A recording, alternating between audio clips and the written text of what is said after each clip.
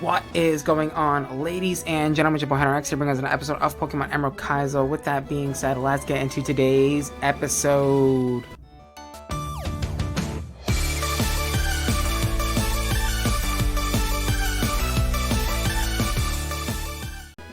Alrighty guys, welcome back to another episode of Pokemon Emerald Kaizo. How are we doing today? How are we feeling? Oh my god, I am feeling fan-freaking-tastic after just coming off of beating Broly here. Man, it feels good to be finally out of that gym, honestly.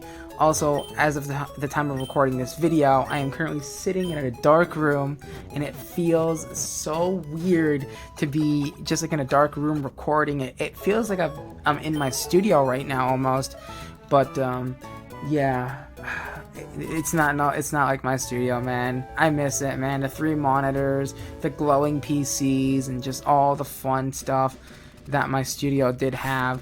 I really do miss it. We're gonna go ahead and battle this trainer, and we're coming up to something very, very important. So we need to deliver the letter to Steven in the cave. Now you might be thinking, well, that's easy, right? No, you're wrong. Pokemon Emerald Kaizo changes that. So to get to Steven, you have to get through 2 extremely hard in the dark. Yes, in the dark ice puzzles. And yes, you can get HOM Flash, by the way, and I did end up having to get Flash because I was not about to sit there and try to figure that out without Flash. I was ready when I saw that you needed to do ice puzzles to get to Steven. I was ready to about snap my phone into 2 pieces. Because basically, this entire episode is me trying to figure out how to do this ice puzzle, by the way. Yes, it is literally me trying to figure out how to do the first floor ice puzzle. In fact, at the end of this episode, in between episodes, I actually Googled and YouTube videoed, because I did figure out how to do the first floor puzzle by myself, but I actually had to Google how to do the second floor ice puzzle, because it was so complicated. Like, for what reason? Other than to piss off the person who's playing the game, right? Because also, I couldn't imagine playing Pokemon Emerald Kaizo when it first came out as a ROM hack, and there not being any information on this ice puzzle. Imagine having to figure it out by yourself with no resources or no help at all. Just even thinking about it makes me want to just snap something in half, because it is frustrating in itself. But yes, you'll kind of see what I'm talking about here in moments time. But yes, I'm just like, at this point I've already recorded probably, I would want to say, like 13ish, maybe 13, maybe 14 videos, and I'm just like, yeah, it's definitely 13. I can't do math. I have 5 more to go, and it is getting pretty late. It's like 7:30 at night. I've been up since 7 a.m. and almost 8 a.m. and I'm just like, this is it. Unfortunately, this isn't it, because once I'm done recording all these videos, I gotta render an episode and upload that to YouTube. So it's probably gonna be like another 3 hours or so from like 10 p.m. So we're talking like 1 o'clock in the morning, another 1 o'clock in the morning. I did a 1 o'clock in the morning yesterday, actually not 2 o'clock, 2:30 yesterday. I got up at 6:30 yesterday and didn't go to bed till 2:30 the next morning, and then got up at 7 in the morning again. So I mean, I'm pretty exhausted, I'm pretty tired, but we're gonna get through this together as a family, as a tribe, as a group. We will get through this together. Unfortunately, I didn't have you guys on my side when I had to go through this annoying Steven puzzle, and I did end up actually. That was a mega spoiler right there. I almost mega spoiled something right there. I'm trying not to be a spoiler, if you will.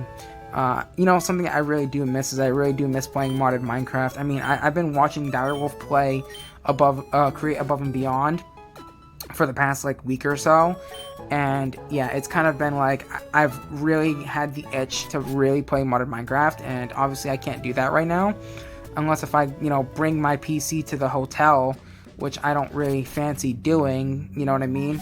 Having room service come in and out of the room, and with a PC like that, I honestly, I can't trust anybody, so I have trust issues, especially in today's society, today's world. I originally thought that trainer that I just walked right past was a trainer that you have to like battle or whatever. But no, it's the guy who you get flash from. As you can see, we're now in the cave, and we now gotta figure out how to do this ice puzzle in the dark. In the dark. Like, why? Why is this even a thing? Why is this even allowed? Like, who okayed this for this to be a thing? I want to know, because I am coming for your job. I am literally coming for your job, my guy. You are jobless. I don't care. Whoever came up with this idea, you are jobless. You're fired. Oh my god. Yeah, no. At least in real Pokemon games, I don't think I've ever seen. I might be wrong. Maybe this has happened in a main series Pokemon game, but I've never, to my knowledge, I've never seen an ice puzzle in the dark like this. Yes, I've seen like cave puzzles like this in the dark, but not ice puzzles like this in the dark. I mean, I did sort of figure it out, but I was like, after a while, you'll see that I kind of just got sick and tired of like trying to like figure this out without getting HOM 3 flash. That I was like, you know what? Yeah, it's probably time that yeah, you can even see like I accidentally went out there and I was like, what is this?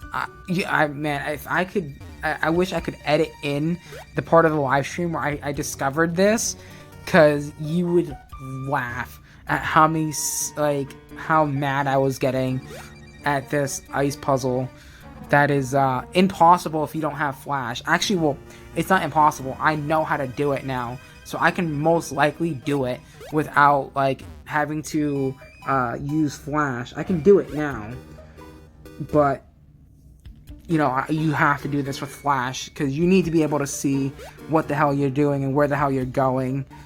Like, now, obviously, now that I know how to do it, it's I can do it by memory now, which is good. That's I don't know why I can't remember like what I was talking about 5 minutes ago, but I can remember some random ice puzzle from some video game. I don't know. My brain does weird things. It does like weird things like that. Like, it also memorizes like weird facts about like weird things. Like, did you know that like the speed of light is 600 million miles? Or it's either miles or kilometers. I'm not even sure which one it is. But it's like 600 million miles or meters per second, which is like, what? What did you say? Come again? How much? How fast? Or like the fastest man-made object that's in space right now is its max velocity is going to be 400,000+ miles an hour, which is like, come again, how fast? I'm like thinking like F1 cars are fast, 224 miles an hour. Fuck that, 400,000 plus miles an hour. Bro, I'm pretty sure that like going that speed, it can go around the equator like 7 times in like 1 second. Like 7 or 8.5 times around the entire Earth's equator in like a second, going that fast. Like, huh? And that's also like a question that I do have. Like, how come like gravity doesn't accelerate things? Like, you would think if you're having a gravitational pull, I wonder if it's because every planet, for example, we're going to use the Earth and Moon. I wonder if it's because every planet has its own gravitational pull in some sort of a sense. So that's why, like, I mean, I guess even if only one planet had a gravitational pull, the planet that's gravitational pulling another planet towards it, yeah, that wouldn't be ideal. Now that I'm thinking about it, because I'm pretty sure, if I don't know if I'm right or wrong, or this is what I'm just kind of like thinking. So if you have two planets, right, that are rotating each other with each other's gravitational force, is it the gravitational pull or force that is keeping it from let's say like one planet from pulling the other planet into it? Is that like, or is it like the magnetic fields that are around the planet that are causing some sort of like resistance, I guess you could say, from keeping the planets from crashing into each other? Let me know down in the comments if like if you're a physics or some sort of science major, or maybe you major in planets or something, and you just happen to know about planets. Like, how does that work? Like, how do planets not like absolutely obliterate each other? For example, like how like the moon gravitates around the Earth. Like, I wonder how that works. Like, how does us being big and chunky and fat, how are we not like literally eating the moon for dinner? You know what I mean? That's always something cool. I also like wonder, like, what does it look like to gravitate or not gravitate, sorry, to rotate around the planet from the. I wonder what does it look like from the ISS, like the International Space Station? Like, what do they see when they're like, I guess they're zooming around us pretty fast, aren't they? They're zooming around us at like what, 27,000 kilometers an hour, which is like fucking fast. Hello. I wonder like how like, I'm assuming they don't feel speed up there, do they? Because there isn't any gravity. There's really nothing. It's just like a vacuum. So I guess you wouldn't really be able to sense that you're going 27,000 kilometers an hour, unless if you have some sort of like what do you call it, would an acceleration monitor even work in space with traveling that fast? Like, how do they even calculate how fast the ISS is even moving? Like, how do they, I mean, I guess probably based on like complex formulas and like depending on like what orbit you go to. That's also something that's that I've learned about space that is very important. It depends on what orbit you're going to. Depending on what orbit you're trying to reach or get to will determine how fast or how fast you need to go to reach the area that you're trying to get to. English, Hunter. That's not English. That's gibberish here. As you can see, I just got the HOM for Flash, and I'm heading back to the PC because I really don't want to be. I really don't fancy kind of giving my Pokemons the HM. I've always kind of been not a fan of that, but also like I'm very much a fan of the way that Brilliant Diamond and Pearl handled HMs in the first place. The fact that you don't really you don't have to teach the HM to the Pokemon. As long as you have a Pokemon in your party that can use the HM, you'll be able to use it. I like that idea. I think that idea was a really solid idea from them, and I hope they continue to use that in future Pokemon games, because that kind of like just like having an HM slave just kind of like ruins your team, especially towards the end game when you're going into the Elite Four and fighting the Elite Four. I think the way to go now is the way that they did it in Brilliant Diamond and Brilliant Pearl, is like just being able to be able to use, if you have the Pokemon in your party and if it's able to use said HM, you can use it. I think that's such an amazing idea. I wish that that could be ported to all Pokemon games, and hopefully they do continue to use that system moving forward, because that is such a great system. Instead of having to like make us force to lose a move slot on a Pokemon or something like that. I think that's probably the way that they should go, is instead of forcing us to give up a move, they should allow us to just like have the Pokemon in our party and then be able to use it regardless if they know it or not. So That's kind of just like my opinion on the whole matter. Everyone has their differing opinions. I honestly, but some of the HMs are pretty good. If you really think about it, like Gyarados with Waterfall is pretty solid. And also I learned, I believe it's in Brilliant Diamond and Pearl, I don't know if this has always been the case, you should let me know if you happen to know. Has Waterfall always been able to flinch? Like, I don't think I've ever seen Waterfall flinch before. Maybe that has been a thing since Gen 1, maybe? I'm honestly not even sure if that's the case. Was Waterfall even in Gen 1? Or was that an HM that came later down the road, sort of thing? I'm not even sure. As you can see, I taught my Electrics how to use the move Flash, so that way we can go ahead and actually do this stupid ice puzzle. It still takes me 15 minutes to figure out how to do the initial ice puzzle, which is kind of funny. But yeah, so man, I kind of enjoyed that little conversation that we had about like the Earth and the gravity and how that all works. I wonder if this is something that I've also been like thinking about recently a lot, is like if we're able to create gravity or simulate gravity in space, how does that affect, how does being able to create gravity affect the way that we look at space, for example? Because if we're able to be able to create a machine that creates gravity, then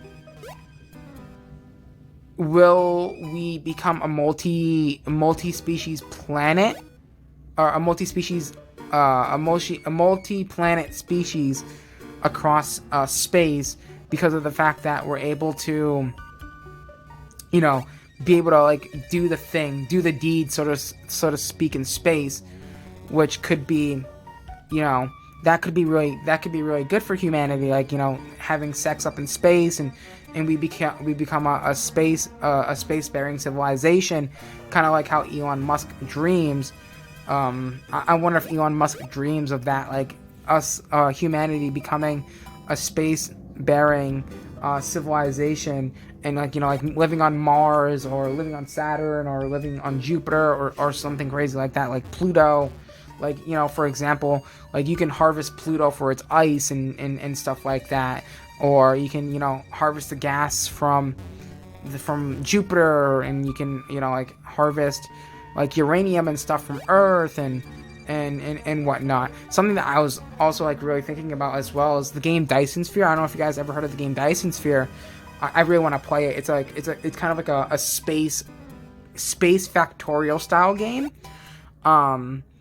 And I was watching a video. I think I had just like finished watching Direwolf playing a Dyson Sphere episode, and this video just happened to pop up in my recommended feed about like how a Dyson Sphere realistically could realistically answer all of our power problems, like legit. Like if we can figure out as a human species, or as a species altogether, to figure out how to build a Dyson Sphere, which, for those of you who don't know what a Dyson Sphere is, it's a very large structure that usually encompasses a star, like the sun, for example. Perfect example would be the sun, and it's basically a large solar panel, basically, is what a Dyson Sphere is, and it basically creates energy off of the star that it's feeding off of. As you can see, I'm kind of now actually kind of getting how to do the puzzle. As you can see, I'm now gonna, I believe, go down here. No, sorry, I'm gonna take a left, and then I went one too far over. If you go one too far over, you end up in the wrong spot. So, you have to, I'm now kind of starting to actually understand how to actually, how to do it. And I do it wrong a couple of times in the first place, but I do end up eventually figuring it out. But I think a Dyson Sphere would be so cool to see. But the problem, there's obviously many things that we would have to discover first before even thinking about building a Dyson Sphere. Like, for example, we need to be able to, you know, find a material that won't burn or melt at the temperatures that the sun irradiates at. And we also got to figure out how to transport said massive structure. I mean, the sun is absolutely god tier in terms of size, right? So, I mean, there is obviously a lot of things that still need to be solved. And obviously, you know, not to, you know, it probably won't ever happen in our lifetime, if not probably for another like 5,000 generations, if human species even last that long. For example, it probably won't, you know what I mean? We probably won't even last that long, you know, considering what we're fucking doing to our planet. But as you can see, I went the wrong way, and then I went this way, which then I go up again, and then I go you're supposed to go one left, and then down, and then you take a right. Yeah, something like that. I honestly couldn't tell you. I the only way I know how to do it is if I'm actually touching the controller and actually kind of like doing the said thing. Now I was actually wondering, and if you guys can let me know down in the comments down below, if I can connect a PS4 controller to my cell phone. I believe it's possible that I can connect a PS4 controller to my cell phone, and that could be cool. You know, that then I can just like literally go to GameStop real quick and pick up a new PS4 controller for me to be able to make some content with. And I know that sounds silly, but I mean, that's just the lengths that I'm willing to go for you guys. I'm willing to go buy a PS4 controller to go try and make content. You know, obviously Minecraft content, you know, Terraria content, stuff like that. You know, those type of content games, instead of like this janky ass Pokemon. I mean, Pokemon, don't get me wrong, Pokemon, there's nothing wrong with Pokemon, but it's just, I don't know, I feel like the way that I'm recording these Pokemon series is a little jank. Obviously the buttons and stuff are on screen and whatnot. It's just not, you know, the ideal setup that I would like, so to speak. As you can see, I am still faffing about with this damn ice puzzle, and I'm going to faff about with this ice puzzle for the next like 8 or 9, 10 minutes. Unfortunately, it is what it is, because I have to faff about with this ice puzzle to be able to make progress. But unfortunately, yes, we won't make any progress this episode, but next episode we will make progress, and we will get to Steven and deliver that letter. I promise you that. We won't be on this puzzle for much longer. I think this is where I start to figure it out, and I'm very happy that I figured it out without having to like actually Google it. This is not the way, by the way. Actually, is it? No, this is not the way. You can tell it's not the way because there's no ice. This is just some other area that's literally there to troll the hell out of you. Like, you have to get back to this spot after you beat the 3rd gym so you can able to use Rock Smash. Like, how troll is that?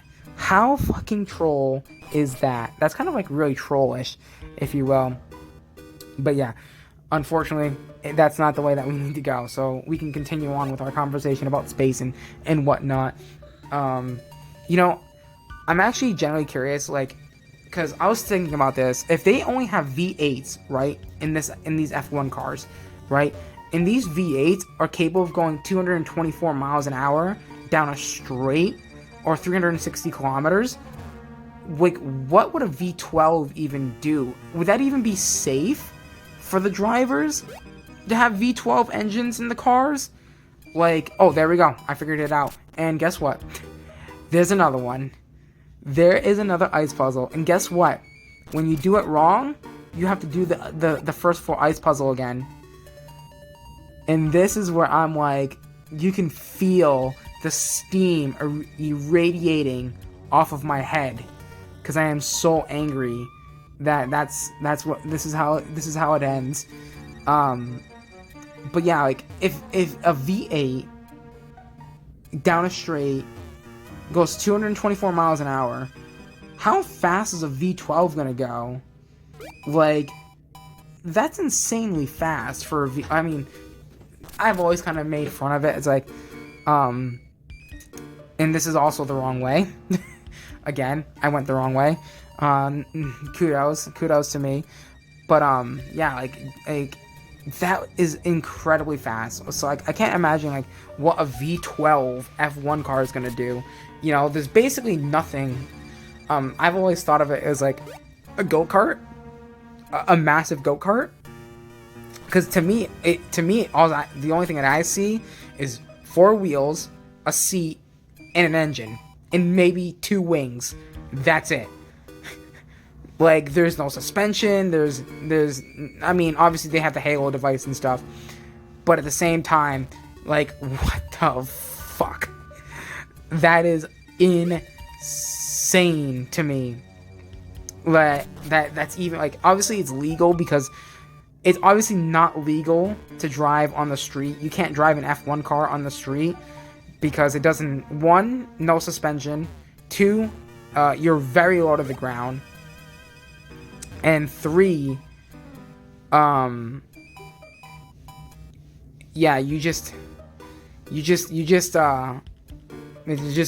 there's nothing. There's no headlights, there's no tail lights, there's no brakes, there's no brake lights. There's none of that stuff. There's obviously you got a seatbelt. You've got a racing harness, a 6-point racing harness, but that doesn't really count, does it? And honestly, I feel like driving an F1 car on the street isn't really safe regardless, because those cars are meant to be on tracks. They're meant to be, you know, like there's a point at which, like, for example, you can't drive an F1 car on cold tires, right? That's why you usually see them, they do like a formation lap, and you like kind of like see them like do like the little like snaky move as to moving their car side to side to like warm up the tires and stuff during the formation lap. And usually once they do their formation lap, they all park in their spots, like P1, 2, and then P1 and 2, P3 and 4, 5 and 6, 7 and 8, 8 and 9, 10 and 11, 11 and 12. You know what I mean? You get the idea. And then once all 20 cars are parked, it's immediate. The lights, the 1, 2, 3, 4, 5 red lights go. Once the red lights go out, they go. Right, so they very much don't sit for a long period of time at that start line, because obviously as you sit, the tires get cold, and you know, you honestly you don't want to, you know, drive on cold tires. I mean, look at F1 2020 2021 cold tire compilations. I mean, you can see what happens. The car can like literally do anything it wants. It can like 360 you into a wall or something. You know what I mean? Even also on the opposite spectrum of that, if the tires are too hot, you run the chance of getting punctures. You run the chance of the tire exploding, and you know what I mean. So either way, if the tire is too cold, you spin out. If the tire is too hot, they pop. Or you could also technically, if the tire is too hot, you can also spin. But it's like, so that's why I feel like F1 is probably the most dangerous sport in the world, on top of probably like one of the most skilled sports in the world. Like, you need a ton of skill to be an F1 driver. Not only do you need skill, but you also need the reaction time. You need, like, you just need knowledge of like how to drive a car and how to like properly brake, and it's literally like. And also something that's also, I don't really think that you experience in any other sport, to my knowledge, is you experience up to 6 Gs going around a corner in an F1 car. Okay? So let's put that into perspective. 4 Gs is enough to knock somebody out. And some of the drivers, like most likely probably Lewis Hamilton, Max Verstappen, Valtteri Bottas, you know, those top, you know, performers are probably experiencing like 6 to 7 to 8 Gs going around corners, because they're cornering so fast. I mean, I think I remember, like, there was one video, I think I remember seeing Lewis Hamilton cornering at 160 kilometers an hour, which is probably, I want to say, hold on, I don't want to get this wrong, so I'm going to actually pull out a calculator for this. Wrong cell phone. I love the Galaxy calculator. The Galaxy calculator is a pretty pog calculator, in the sense of, let me see, look at that. Let's see. Nope. Quick. Does this one not have it? I need, let's see. Area, volume, no. Mass, length, no. Does this one not have units of conversion? It has mass, temperature, area, length, volume, and data? What is data? Okay, maybe data? No, that's the wrong thing. Why does it have data? But it doesn't have miles an hour? That's so weird. That's such a weird thing. Anyways, guys, unfortunately, it is time to wrap up today's episode. As always, guys, if you guys did enjoy today's episode, please do me a huge favor. Leave a like on the video. Hit the subscribe button. Ding that notification bell. Become a part of the Hunters tribe. Make sure to follow me on all my social medias. Join the Discord. Everything will be linked in the description down below. As always, I'm going to love you. I'm going to leave you. Till next time.